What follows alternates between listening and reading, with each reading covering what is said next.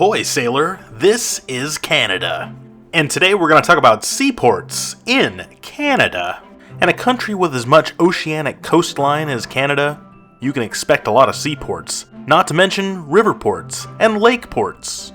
Okay, spoiler alert. There aren't as many Canadian seaports as you'd maybe expect.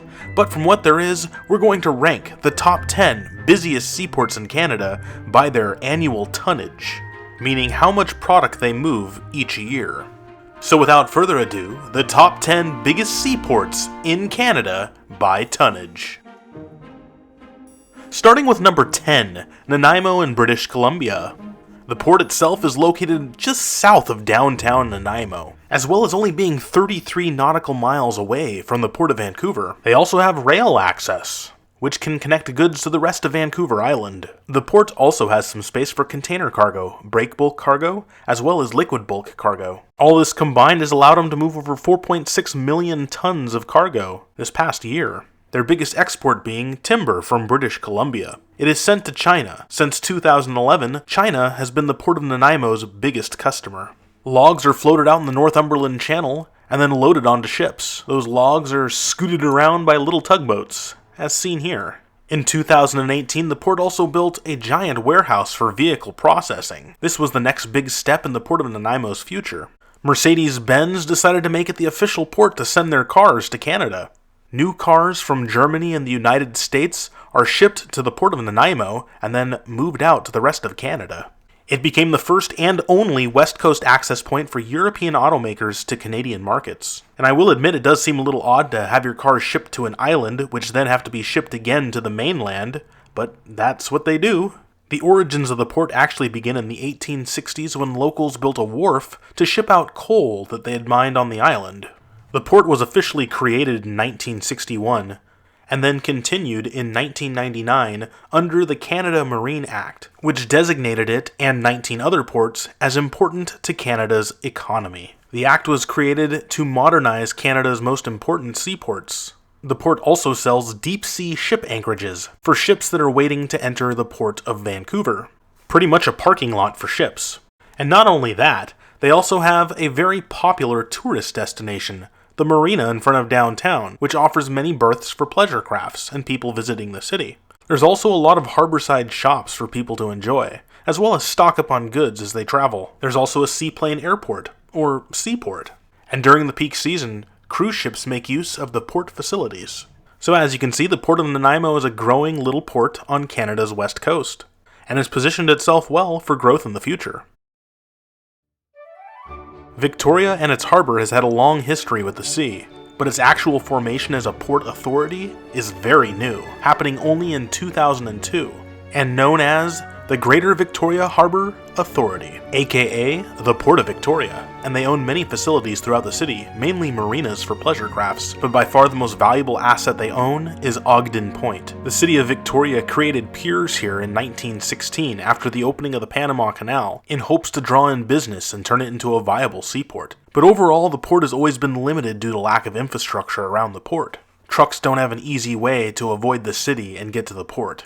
Another very valuable asset for the port is the inner harbor, which is where their marinas are located, and it's a big hit among tourists. The Port Authority has struggled in recent years to try and draw ships away from the Port of Vancouver or the Port of Seattle, but they were successful in this: cruise ships. In 2001, the Norwegian Sky arrived from Seattle, Washington, becoming the first weekly cruise ship to call on Ogden Point. And since then, Victoria has been a very popular place for cruise ships. Upwards of 250 cruise ships arrive to Victoria every year. That's over 380,000 passengers. And it doesn't stop there, because there's several different ferries from the state of Washington that also end in Victoria, with routes ranging from Port Angeles, Seattle, and to Bellingham. You can even fly in by seaplane via Washington State's Kenmore Air. But the port's Ogden Point terminal was still able to draw in 5.2 million tons of cargo last year. That is growth year over year. They have 4 deep-water berths, though at any one time only 3 can be used. And the port is able to handle a variety of bulk, break bulk, and general cargo projects. But if you're going to need a crane, well, they don't have a crane. Your ship better come equipped with one. By no means is the Port of Victoria a large seaport. and clearly their focuses are aimed more towards tourism and cruise ships, where they seem to excel. They are the busiest cruise ship terminal in all of Canada. But that said, they were still able to handle enough material to make it into the top 10. Way to go. The Port of Thunder Bay is Canada's westernmost port in the Great Lakes. Overall, it's the second largest port in Lake Superior only to the Port of Duluth in Minnesota, and Thunder Bay exports more cargo than any other port on the Great Lakes among Canadian ports. And no one can match Thunder Bay's grain storage capacity. The grain is directly transferred from storage onto the ships, which are then shipped out, mostly to Europe. Other major exports are coal and potash. The port owns several facilities along 35 miles of shoreline, roughly 56 kilometers. The port's origins began as early as the 1850s, but it wasn't until 1998 when the Canada Marine Act created the Thunder Bay Port Authority. The federal government deemed this port too important to fall behind others in the Great Lakes. Up until the 1970s, iron ore, packaged freight, grain, and coal were handled through the port in large numbers, but as time continued, shipping switched from boats to train, and most packaged freight was moved by truck. The train companies eventually stopped the costly transshipment of individual goods between boxcars and lake freighters. They just simply used their trains instead. And combined with the loss of grain subsidies and a free trade agreement with the United States, it no longer made financial sense to go through the Port of Thunder Bay, and this put the city and the region on economic decline. But since the 1998 Canada Marine Act and the formation of the Thunder Bay Port Authority, things have gotten a lot better. By the mid-2000s, shipments increased, even setting some record years in 2017, and the port promotes its abundance of land ready for further development, for bigger and better port facilities. It has been a complete 180 compared to what was happening to the port, and things are now looking on the up and up. They even developed a brand new centerpiece for the city with a waterfront marina and parkland. And in 2018, to better plan for the future, they spent $15 million on a terminal reconfiguration project. This will include up to 50,000 square feet of new heated storage space, upgrades to the cranes and intermodule yard, dockside improvements, and a whole lot more, meaning that the Port of Thunder Bay will remain a vital port in Canada. Number 7 is a strange one. It's the Port of Hamilton and Oshawa, run under the Hamilton-Oshawa Port Authority. What makes it so strange is that the two cities aren't even next to each other's. You got most of Toronto and its suburbs in the way. Together, they make up the 7th biggest port on the Great Lakes, and the biggest in Canada. Both cities are very industrial in nature. Between the two ports, Hamilton is much bigger than Oshawa. Hamilton does have a marina and some nice parkland on their waterfront, but overall, it's dominated by the port and industry. And I'm talking heavy industry, such as chemicals, coal and coke, fertilizers, metals, petroleum, iron ore, manufacturing, and steel. The Port of Hamilton already by itself was the primary commercial port in the Golden Horseshoe region of Ontario. The Port of Oshawa is a very tiny portion of this conglomeration of ports, only handling about 400,000 tons of cargo. But there are major plans to expand this part of the port. Both ports have access to the National Rail line as well. The Hamilton-Oshawa Port Authority, or HOPA, was only created in 2019, so it's pretty stinking new. It was also created by the federal government of Canada. Prior to this, both ports were run separately by their own port authorities. Hamilton's waterfront has long been used for industrial needs, from as early as the 1880s. The waters around the Port of Hamilton have long been considered some of the most polluted water in Canada, as well as the air. Two different government entities are working on remedying this: Environment and Climate Change Canada and the Ontario Ministry of Environment and Climate Change. The port and a couple different cities are also investing money in this. And on a fun side note, the bay is also supposedly home to a cryptid described by some to be snake-like in appearance, though that's all that's really known. Lastly, the port is also developing the Welland Canal in an area that they call the Niagara Ports region. So that about sums it up for the Hamilton and Oshawa Port Authority.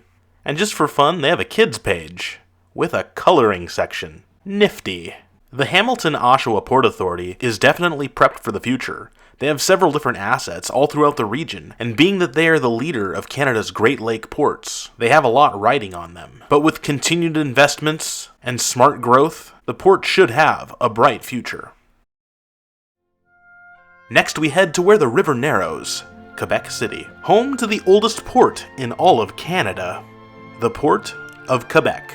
The port is steeped in history because it also helped develop the entire country of Canada. In the 1800s, it was the main port in all of Canada, especially early on. Long travel ships doing trade to Canada from Europe would stop in Quebec City. And during the 1860s, Quebec City flourished because of the port. It grew to become a huge shipbuilding city. As well, the port was known for its grain terminals. But as Canadian grain began to decline in the 1980s and 1990s, the port turned to cruise ships, welcoming their first official cruise ship in 1991, and turning the port into one of Canada's busiest cruise ship terminals, drawing in upwards of 290,000 passengers a year. The port itself is also very expansive, split up into several different sectors, from the south end to the north end, to the estuary, to much more. There are also several marinas for people to park their boats, including a large one in downtown Quebec City. The port has also been working on infrastructure, including expanding its old infrastructure and building new terminals for the future. The greatest example is this new sector called Laurentia, which the port proudly proclaims will be the greenest container port in all of Canada, and will officially turn the Port of Quebec into a container port, or at least a bigger one, because their current capacity is extremely limited. Construction is expected to last 4 years, so its finish date will depend on when they start. In 2012, the port achieved a milestone, moving 33.1 million tons of goods, a record still not matched to this day. But they're hovering close and ready to pounce when the moment is right. The Port of Quebec is definitely a major player in Canada's port scene. Its importance is paramount, and it's obvious that the port knows this. They know they can make up ground on other ports and continue to grow, because they are strategically located and closer to Canada's inland cities. It'll definitely be interesting to see how this new container port helps fuel the economy around the Port of Quebec, and if they can truly grow into a known global port. Making a power play and leapfrogging over the Port of Quebec is the Port of Sept-Îles. The city itself is among one of the northernmost locales with a paved road connection to the rest of Quebec. We are in some remote northern territory here. So why is this port one of Canada's biggest ports? Because it is vital for shipping iron ore, most of it from Labrador City, sent down by rail to be shipped off around the world. And just because of its rural location, doesn't mean it doesn't have proper infrastructure around it.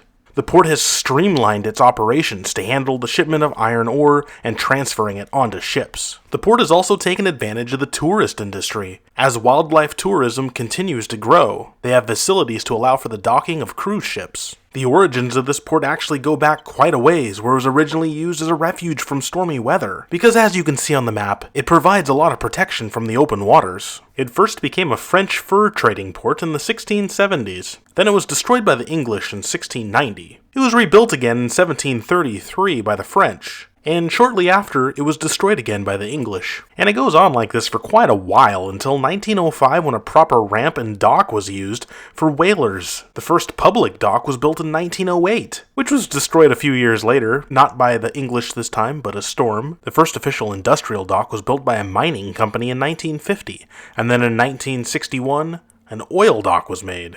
A massive aluminum plant was made in the 1980s, as well as a railcar ferry which was created in 1992. The private port became a federal entity under the Canada Marine Act in 1999. And the port continues to grow to this day, being one of the lifebloods to the city. The port is currently spending $20 million on a project to update one of their older facilities. And it will include improvements to an older wharf, as well as new pilings and new frontings on that wharf. Admittedly, the port is rather limited on the types of cargo they can ship out. They certainly ship out a ton of their key products, but it raises the question that if any of these industries struggle, how badly will the port and the city around it struggle? That might explain why they tried to diversify with the cruise ship industry. But nonetheless, the Port of Sept-Îles is currently the 5th largest port in all of Canada, and while its location and remoteness and limited industry make it seem improbable to remain one of Canada's largest ports, here we are. They were able to move nearly 30 million metric tons of goods, and that's no small feat.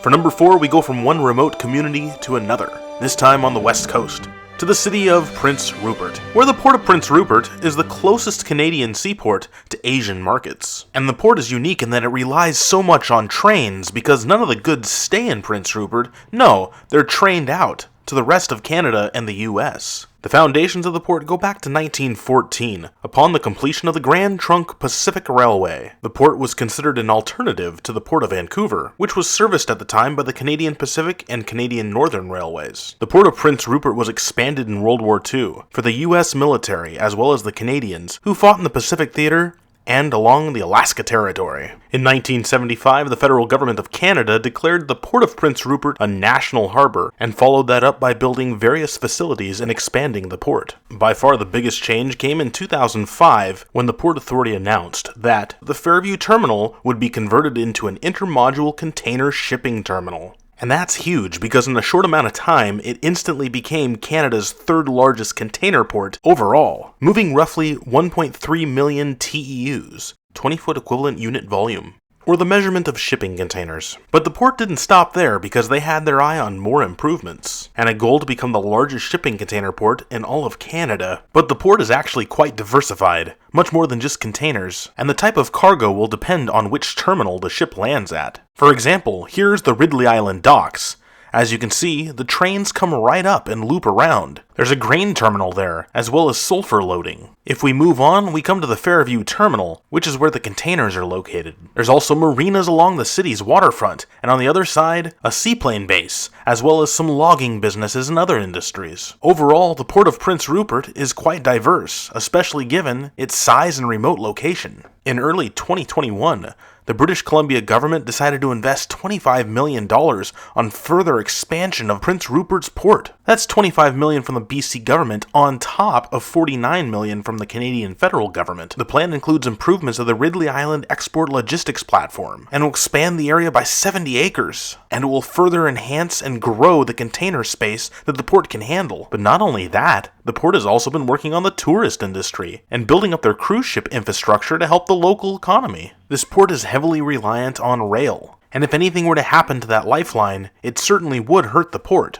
But with the continued investment and growth, the Port of Prince Rupert is headed in the right direction. It seems impossible now that they could become the biggest container terminal in Canada, but maybe it isn't, especially with all these new projects in the works. So we will see how the Port of Prince Rupert does in the future. Right now, it's looking good. Number 3, the Port of St. John in New Brunswick. Port St. John, or as I will keep calling it, the Port of St. John, has many unique attributes that makes it unique to Eastern Canada's ports. The port has many different properties around the city, including this, which is privately owned, Canada's largest oil refinery, Canada's only LNG marine facility, aka natural gas, which makes this Canada's largest oil port. But now onto the facilities that the port actually owns, which is this area. This is the location of the 2 different cruise terminals that the port runs, as well as 2 wharves. Opposite of downtown, we have the main DP World Terminal and the American Iron and Metal Yard. And then last but not least, we have the Barrack Point Potash Terminal. So as you can see, there's a lot of different moving parts to this port. The cruise ship slips alone help make the port become the 4th busiest cruise ship terminal in Canada. The port's biggest exports are oil, potash, and forestry products. The area really didn't start to develop until the 1780s, when docks were made to ship timber. Later in the port's life, shipbuilding became very important. One of the best known ships was the Marco Polo,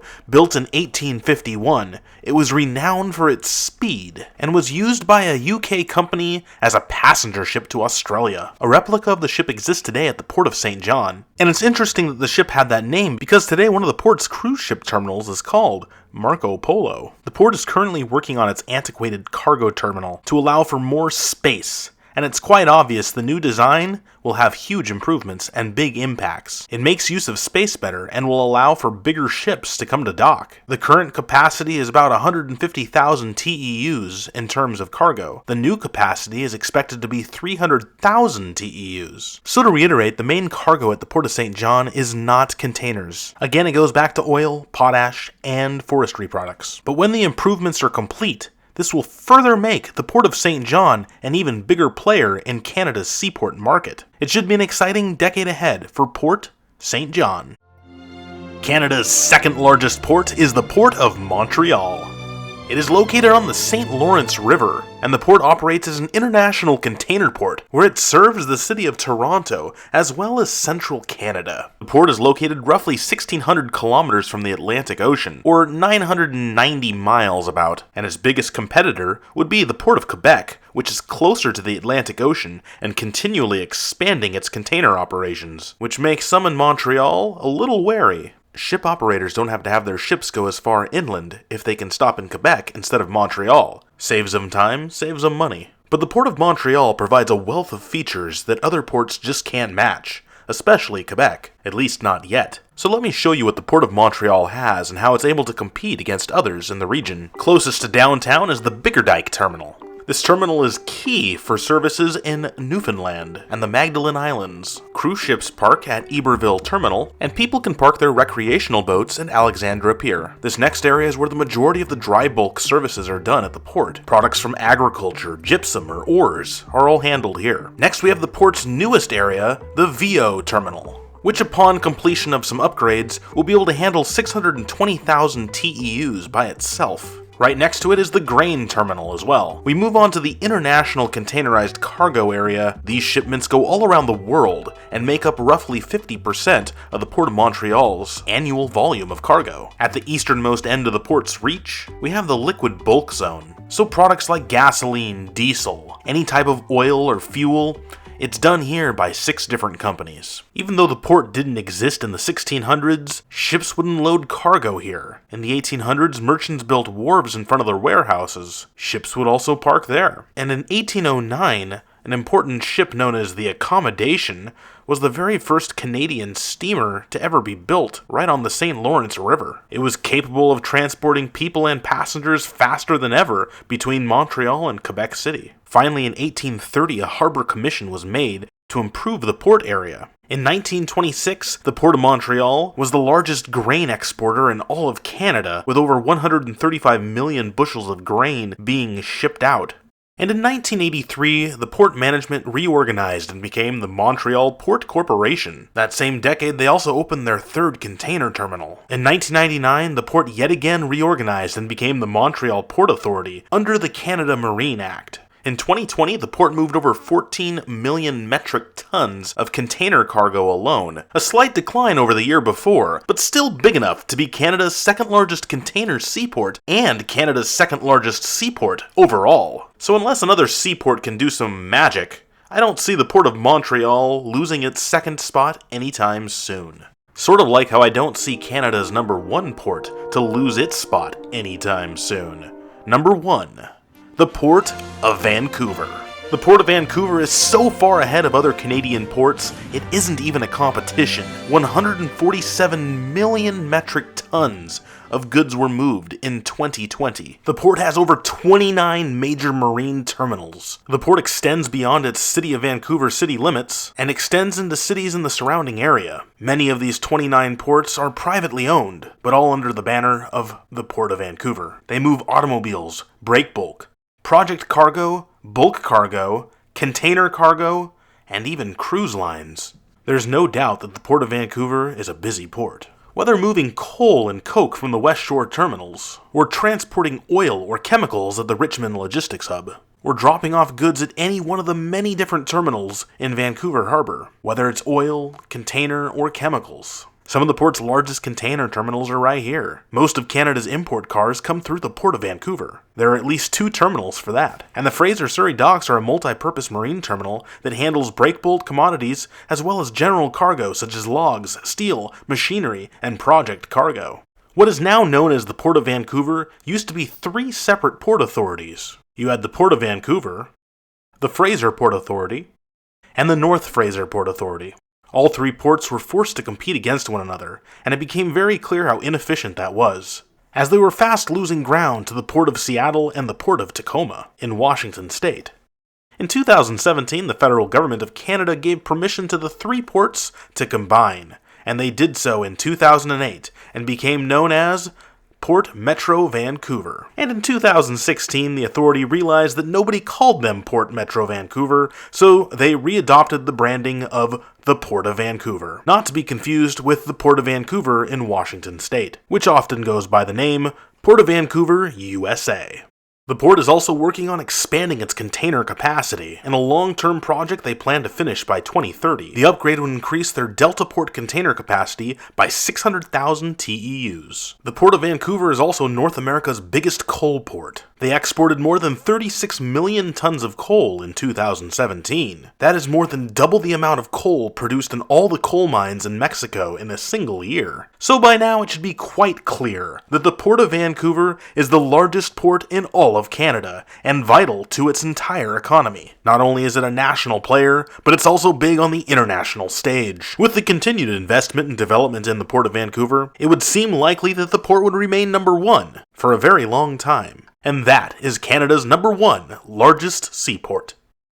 The Port of Vancouver.